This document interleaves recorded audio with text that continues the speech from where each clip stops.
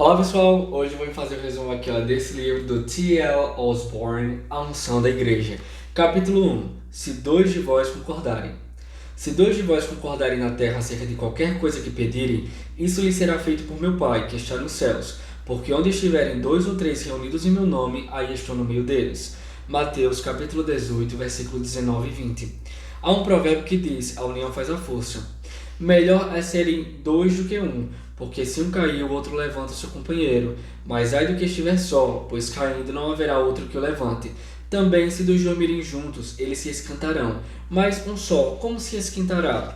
E se alguém quiser prevalecer contra um, os dois lhe resistirão, e o cordão de 3 dobras não se quebra tão depressa. Eclesiastes 4, versículo do 9 ao 12. De Deuteronômio 32:30 e Josué 23:10, aprendemos que uma só pessoa perseguiria 1.000 e duas 10.000.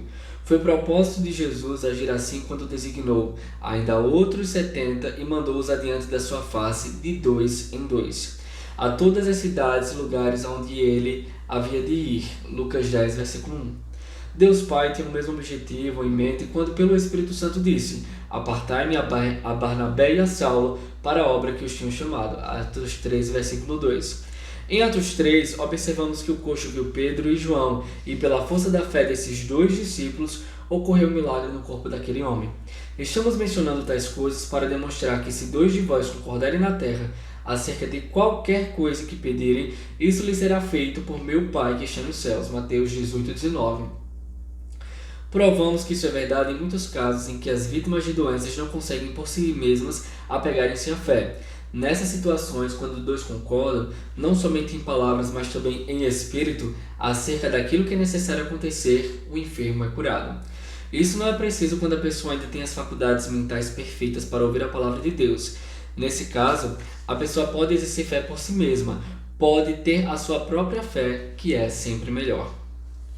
De sorte que a fé vem pelo ouvir, e ouvir a palavra de Deus. Romanos 10, versículo 17. Preste atenção na palavra e tenha a própria fé. Milhares de pessoas testificaram ter recebido a cura durante nossas cruzadas somente ouvindo atentamente a palavra de Deus, enquanto pregamos ou ensinamos essas verdades às multidões. O homem que havia ficado muito interessado na mensagem que pregávamos, levantou-se e descobriu que fora curado da hérnia de que sofria. Uma senhora descobriu que fora curada de artrite e problemas de varizes. Uma mulher cega recebeu a visão enquanto estava sentada no banco. Milhares de pessoas têm sido curadas de toda espécie de doença enquanto ouvem e creem na palavra de Deus. Em qualquer ocasião em que ouvir a palavra e aceitá-la, terá a própria fé, a qual o libertará. Isso é melhor do que depender da fé de outra pessoa. Contudo, há casos em que a pessoa não pode raciocinar ou está tão doente que não pode compreender essas verdades, nem mesmo escutar a palavra de Deus. Em tais casos, 2 cristãos podem concordar em oração, firmados na promessa: isso lhe será feito por meu Pai que está nos céus. Mateus 18, versículo 19, parte B. Cura, vontade de Deus. Graças a Deus por sua promessa e por seu interesse em nossa saúde física, assim como em nossa saúde espiritual. Em 3 João, versículo 2 diz: amado, desejo que te vá bem em todas as coisas e que tenha saúde, assim como bem vai a tua alma. Os cristãos não duvidam que o Senhor quer salvar e regenerar todo pecador, até mesmo o mais vil e desprezado. Assim também é a vontade de Deus curar todos os doentes, até mesmo os mais desanimados, se olharem para Ele e crerem no fato de que a sua palavra é a verdade. É desejo de Deus curar a todos. Você tem o direito bíblico de ter boa saúde e ser forte. Alguém pode perguntar: ora, então por que as pessoas morrem? Segundo a Bíblia, a resposta é fácil. Veja a prescrição de Deus para a morte de seus filhos. Salmo 104, versículo 29. Tiras a respiração, morrem e voltam ao próprio pó. Isso não quer dizer que você deve morrer de câncer ou de qualquer outra doença, não é? O Filho de Deus é redimido da maldição da lei, da qual a doença faz parte. E isso está escrito em Gálatas 3:13, Deuteronômio 28, do 58 ao 61. A norma bíblica para a morte de um filho de Deus é: na velhice virás à sepultura, como se recolhe o feixe de trigo a seu tempo. Jó 5:26. As nossas vidas não serão abreviadas, mas assim como o feixe de trigo, nós seremos recolhidos ao seu tempo, ao nosso tempo. Capítulo 2. A unção com óleo ministrada pelos presbíteros. Tiago declara no versículo 14 do capítulo 5 de sua epístola: Está alguém entre vós doente? Chame os presbíteros da igreja e ore sobre ele, ungindo-o com azeite em nome do Senhor. Esta é, inconfundivelmente, uma clara promessa de cura para os enfermos. Em Marcos 6,13, aprendemos que os discípulos faziam isso, pois o texto diz: E expulsavam muitos demônios e ungiam muitos enfermos com óleo e os curavam. Marcos 6, versículo 3. Pouco antes de Tiago escrever estas promessas aos doentes, ele mencionou os aflitos. Tem havido muita especulação sobre que forma de doença poderia ser denominada aflição. Segundo a concordância de Strong, a palavra traduzida como aflição não faz referência a qualquer enfermidade física. É preciso observar que a palavra aflito no original dá a ideia de alguém que está sofrendo de dor moral e não de enfermidade física. Aqueles que sofrem perseguição, tribulação ou qualquer tipo de aflição não devem chamar os presbíteros e pedir que orem para livrá-los dos seus problemas. Em vez disso, Tiago diz: Está alguém aflito? Ore. E é o próprio aflito que deve orar. Quando você sentir aquela opressão, aquele peso, você tem que começar a orar. Começa orando no Espírito Santo, vai colocando essa linguagem para fora, porque como está escrito lá em Isaías, como foi profetizado: Por lábios gaguejantes e com língua estranha falarei a este povo, dizendo: Este é o descanso. Então, quando a gente se entrega ao Espírito Santo, a gente começa a orar em outras línguas, o descanso vai sendo ministrado no nosso interior. A cura é para você. Você tem o direito de desfrutar de saúde, não só no físico, mas também na alma. Observe no versículo 15. Tiago diz: A oração da fé salvará o doente. A oração da fé é a única e eficiente arma para levar cura aos doentes. Porque o que não for fé é incredulidade. E o que é incredulidade, como está escrito lá em Tiago capítulo 1. Não pense tal homem que receberá coisa alguma do Senhor, porque ele não vai. Sobre a oração da fé. Como alguém pode fazer a oração da fé enquanto alimenta a ideia de que talvez seja a vontade de Deus levar o doente ao eterno lar por meio da doença? Ou pensa: talvez Deus esteja operando algo muito precioso na vida daquele irmão por meio da enfermidade, por isso devo animá-lo a suportar a doença com paciência e aprender a lição que Deus quer ensinar a ele. Não se pode falar dessa maneira. Contudo, é justamente essa atitude de muitos que oram pelos doentes. Tipo, vou orar, mas vai que dá vontade de Deus que ele morra dessa enfermidade. Vai que dá vontade de Deus que ele passe mais tempo sofrendo dessa enfermidade porque Deus quer ensinar alguma coisa.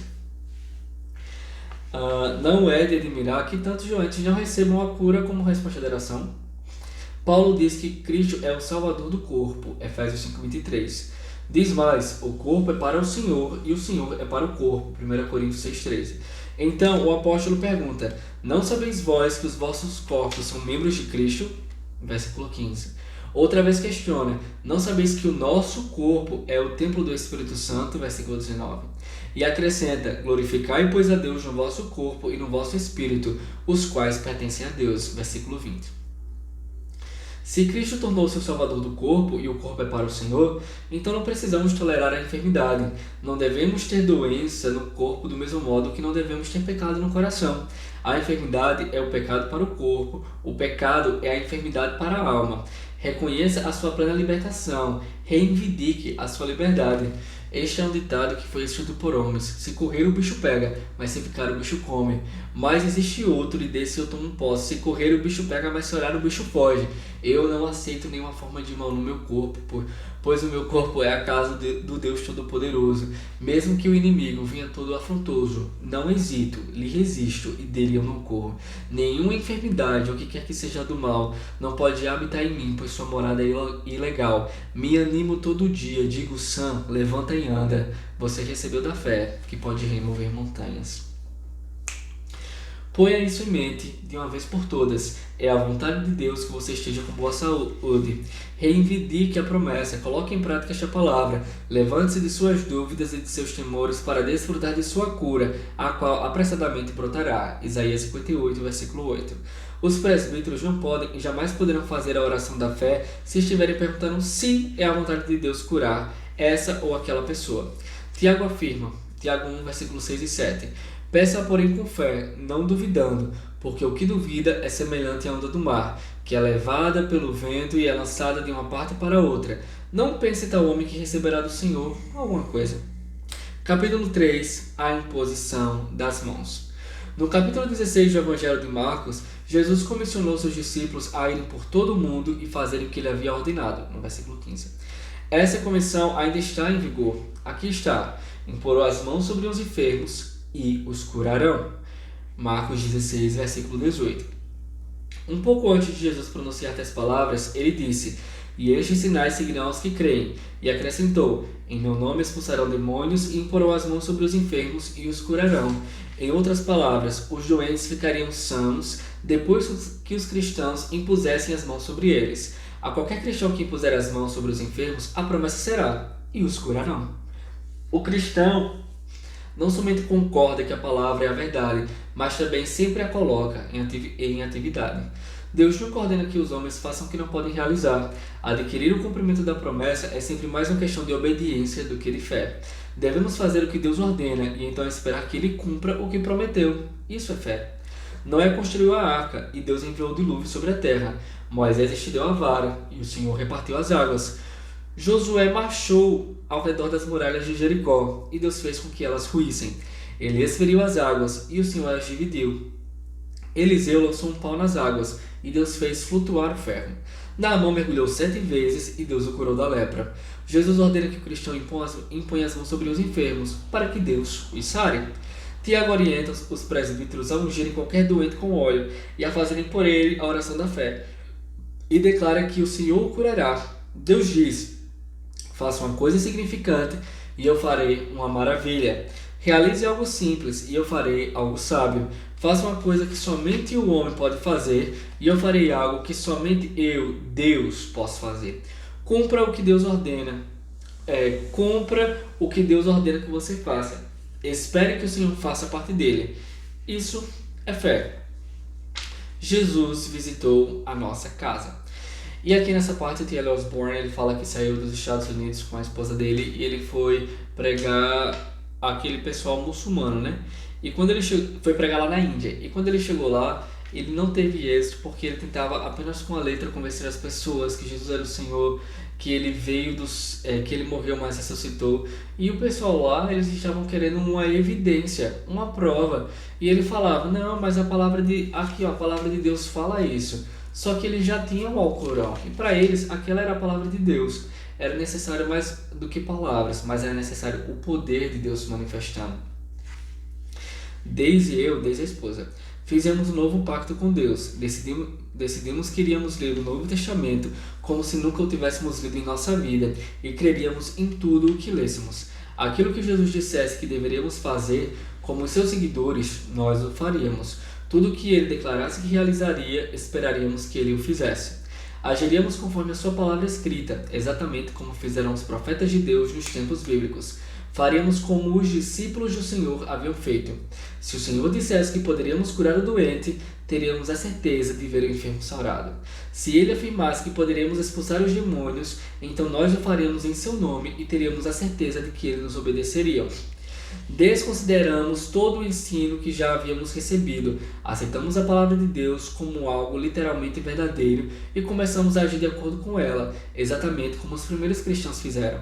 Como resultado dessa decisão, descobrimos a autoridade que temos ao usar o nome de Jesus, o poder sobre o reino de Satanás, bem como a virtude que flui de todo cristão verdadeiro. A palavra de Deus torna-se muito simples quando a consideramos totalmente verdadeira e agimos conforme esta convicção. Ela perde as supostas complicações e todas as verdades estonteantes de poder e autoridade concedidas à igreja tornam-se realidade viva. Alegramos-nos com a verdade das palavras de Jesus. Em Marcos 9:23, tudo é possível àquele que crê. Imporão as mãos sobre os enfermos. Em todo lugar onde os crentes impõem as mãos sobre os enfermos, com fé, os doentes serão curados. Não devemos esperar nada menos que isso. Algumas pessoas acham que impor as mãos sobre os enfermos, colocar a mão nas pessoas, é algo apenas um ritual, como se fosse um misticismo. Mas, na verdade, isso faz parte de um dos fundamentos da doutrina de Cristo. Assim como a doutrina do arrependimento, A imposição de mãos, ela também é uma doutrina. Tem um resumo de um livro aqui no canal que é Imposição de Mãos, do Kenneth Hagin. Dá uma olhada lá. Em Lucas 13, versículo 11 e 13, Jesus viu uma mulher que andava curvada, com um espírito de enfermidade, e impôs as mãos sobre ela, e logo ela se endireitou e glorificou a Deus. Às vezes, esse ato é acompanhado por manifestações. A pessoa sente a vida de Deus derramar-se pelo seu corpo enfermo, tornando-o são. No entanto, outras vezes pode ser que a pessoa não sinta coisa alguma. Contudo, não faz diferença se ela sente algo ou não. A palavra de Deus é sempre superior ao que sentimos. Está escrito: imporão as mãos sobre os enfermos e os curarão. Esta palavra é sempre verdadeira. O enfermo, sinta ou não, sempre ficará são. Muitos esperam sentir alguma coisa quando estão recebendo oração, em vez de esperar a cura.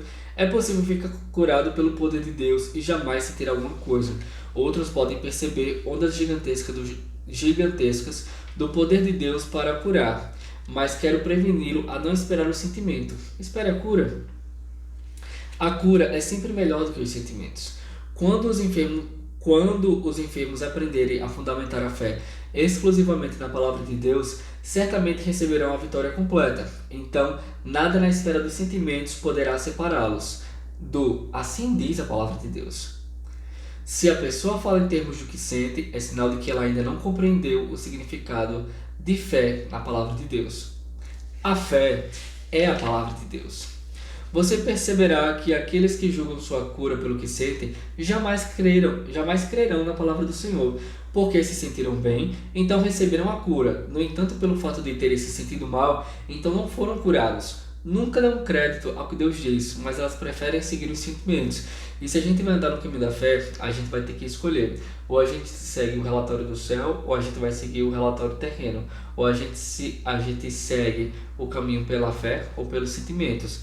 E eles são antagônicos. A gente precisa abrir mão do sentir, da sentança, como diz a pastora Gleiva, e a gente tem que abrir mão da sentança de querer sentir e receber pela fé tudo que Jesus já conquistou por nós além da cruz.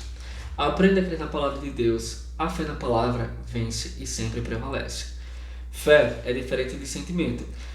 A fé não tem a ver com o sentimento e este não tem a ver com fé.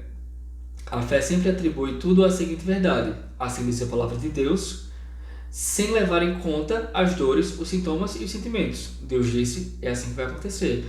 Como Paulo falou quando aconteceu aquele naufrágio: acontecerá comigo exatamente como o Senhor me falou. E é isso que tem que ser a nossa confissão. Acontecerá comigo tudo o que o meu Deus tem falado comigo, tem me prometido. Uma pessoa com fé na palavra e não no que sente, entra na fila da oração. Conforme as escrituras, alguém põe as mãos sobre ela e unge-a com óleo. Então alguém pergunta a ela: como você se sente agora? A pessoa responde logo: estou curado, porque a palavra diz: imporão as mãos sobre os enfermos e os curarão. Mas tem gente que você fala, mas não estou sentindo. Não, tá a mesma coisa, ó. Tô sentindo a dor ainda, não fui curado não. A gente precisa crer. O Senhor não falou: imporão as mãos sobre os enfermos e eles serão curados? Então a gente precisa acreditar. Seja Deus verdadeiro e todo sintoma, todo homem, toda naturalidade mentirosa. Se a dor existe, não minta, nem a confesse. Fale sempre a verdade, mas aqui está o segredo. Responda ao inquiridor com a palavra de Deus. Diga exatamente o que ela diz: pelas suas pisaduras fomos sarados. Impuseram minhas mãos e vou sarar. Jesus disse e ele não pode mentir. A fé apoia-se exclusivamente na palavra de Deus. Quando pessoas de fé lhe impuserem as mãos, você ficará curado, se apenas crer. Sustente a palavra de Deus e Deus sustentará você. Nenhuma sua palavra caiu de todas as suas boas palavras. 1 Reis 8,56. Eu, o Senhor, falarei, e a palavra que eu falar se cumprirá. Ezequiel 12, versículo 25. Porque todas quantas promessas há de Deus são nele sim e por ele, Jesus Cristo, o Amém, para a glória de Deus por nós. 2 Coríntios 1,20. Fé na palavra de Deus sempre traz a resposta. Capítulo 4. O convite. Talvez você chegou até aqui e você ainda não é cristão, você apenas caiu do paraquedas nesse vídeo, ou está lá nesse livro aqui, e você ainda não entregou a sua vida a Jesus. se você quiser ser curado, você pode ser curado, mas muito melhor do que você ser curado é você receber a salvação. Porque mesmo que você seja curado, um dia você vai morrer. Lázaro foi ressuscitado dentre os mortos, mas um dia ele morreu outra vez. Mas quando nós temos esse novo nascimento, quando nós entregamos a nossa vida ao Salvador, nós entregamos a nossa vida a Jesus, nós temos o maior milagre que poderia acontecer de todos, que é o milagre da salvação. Mas o Senhor é tão maravilhoso, tão misericordioso, que ali na cruz Ele conquistou para nós não somente o milagre da salvação, como também o milagre da cura, o milagre da provisão, o milagre da cura da alma, a cura da mente, a provisão em todas as áreas, nos libertou da maldição, da miséria, do fracasso, da enfermidade. Ele levou tudo ali na cruz para que hoje nós pudéssemos andar em paz com Ele. Então, se você não aceitou a Jesus, entregue a sua vida agora. É só você se render aí, fechar os seus olhos e falar: Jesus, eu reconheço que o Senhor é Deus, que o Senhor veio em carne aqui na terra, morreu, ressuscitou ao terceiro dia, e eu acredito que Tu és o Filho de Deus e eu Te recebo como meu único e suficiente Salvador. E como está escrito na palavra, depois que a gente nasce de novo, nenhuma condenação há para aqueles que estão em Cristo Jesus. Então, agora que você já deu esse passo, vamos à oração da cura. Agora que você citou Jesus Cristo como Salvador, você é um filho de Deus e tem o direito ao cumprimento de toda e qualquer promessa que Deus fez à sua família. Se você precisa de cura, ore agora e seja curado da mesma maneira que foi salvo. Cristo levou suas enfermidades e pelas pisaduras dele você foi sarado. Aquele que perdoou todas as suas iniquidades também curou todas as suas enfermidades. Jesus disse: e estes sinais seguirão os que creem. Em meu nome expulsarão demônios, imporão as mãos sobre os enfermos e os curarão. Marcos 16, versículo 17 e 18. Estes sinais seguirão os que creem. Mas se eu creio em Deus, estes sinais vão acontecer? Não exatamente. Estes sinais vão seguir os que creem, aqueles que creem que estes sinais vão acontecer. Porque mesmo que você creia em Deus, mas você não crê que esses sinais vão lhe acompanhar, de nada vai acontecer. Como filho de Deus, se você precisa de cura, use seus direitos em oração e dessa forma seja libertado e curado onde estiver. Agora que você está terminando a leitura deste volume e tomou conhecimento de seus direitos em Cristo como cristão, concretize a sua fé, repreenda o inimigo que tem interferido em sua saúde e seja abençoado conforme a promessa. É Ele que sara todas as tuas enfermidades. Salmo 103, versículo 3. Se você está doente ou incapacitado de alguma forma e crê na mensagem de libertação que apresentamos neste livro, se está pronto para concretizar a palavra, colocando sua fé em ação, ore assim. Pai Celestial, graças te dou porque me revelaste a verdade. Graças te dou porque Cristo me redimiu das minhas doenças, fazendo-se enfermo em meu lugar. Graças te dou porque pelas suas pisaduras eu fui sarado. Estou muito grato porque não preciso levar minhas enfermidades, como também não preciso levar meus pecados, porque tu me revelaste Cristo, meu eterno substituto, que em meu lugar levou minhas enfermidades e os meus pecados. Estou muito contente por conhecer a verdade, que Satanás é o responsável pelas minhas enfermidades e eu tenho direito e autoridade legais sobre todos os demônios. Agora, Pai, eu venho conforme a Tua palavra, esperando que Tu guardes a Tua palavra e cumpras a Tua promessa. Eu sou o Senhor que te sara. Eu repreendo o inimigo que tem causado o meu sofrimento. Em nome de Jesus Cristo, eu ordeno que a causa de minha doença saia e que todo sintoma seja destruído pelo poder do meu Senhor que está presente agora. Pai, graças te dou porque Tu ouviste minha oração e me respondeste agora. Reivindico a promessa de cura para que meu corpo, pela fé em Tua palavra, reivindico a promessa de cura para o meu corpo, pela fé em Tua palavra, e Te agradeço porque a fonte da minha enfermidade foi destruída, e conforme a promessa de Jesus, eu sarei. Em nome de Jesus Cristo, amém. Visto que você já orou e repreendeu a origem de sua enfermidade, e já reconheceu pela fé na palavra de Deus que Ele respondeu sua oração, retenha firme a confissão da esperança, porque fiel é aquele que prometeu, como está escrito em Hebreus 10, versículo 23. Não deixe o diabo ouvir de seus lábios coisa alguma a não ser a confissão da palavra de Deus. Não se permita pensar em nada contrário a que Deus prometeu em sua palavra. Tudo que não seja ficará curado é mentira do diabo. Trate como mentira e fique firme na palavra de Deus. O Senhor a cumprirá em sua vida. Faça como Abraão, fique firme na fé, olhando para a promessa. Conserve a palavra diante dos seus olhos, olhe para a promessa continuamente.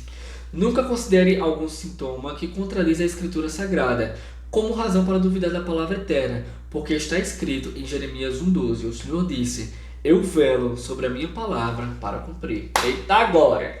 E é isso aí, ó. E sejam abençoados na prática da palavra. Valeu, pastor, pessoal!